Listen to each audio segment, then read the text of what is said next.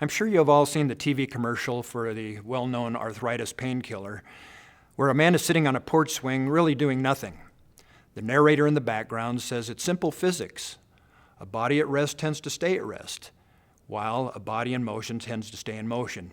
Talking about a body at rest, research has now shown that only 1 out of 20 adults meet the guidelines for physical activity, whereas 1 out of 4 get no physical activity at all. The number one health concern in America for children now is inactivity and thus obesity.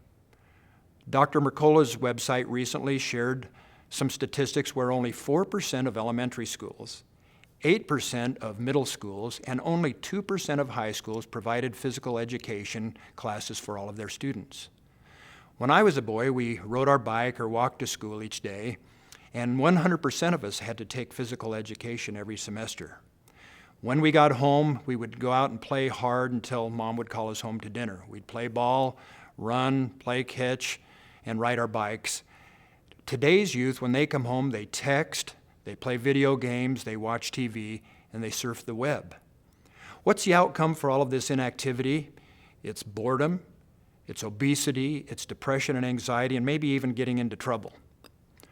One of the great examples, I believe, of getting in shape and staying in shape for the long run is the movie actor Steve Reeves. He was the one who played Hercules in those movies and was probably the Arnold Schwarzenegger of the 1950s and 60s. On one occasion, Barbara Walters was having a one-on-one interview with him and just said, "Mr. Reeves, you are in your 70s now and you still are built like a Greek god.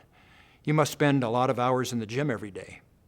Steve Reeves says, in fact, I never go in the gym. She says, "Are you some kind of genetic freak or something?" And he said, "No, in fact, I'm going to do one of my workouts right now. Would you like to come along?" She said, "Sure."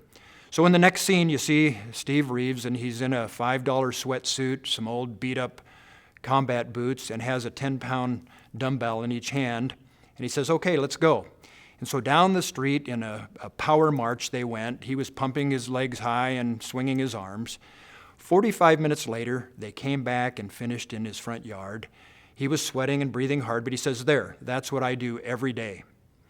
And I can tell you that he looked better and was in better shape than men that are a third of his age who are professional athletes. You see, it doesn't cost a lot to be in physical activity, but it does take a commitment.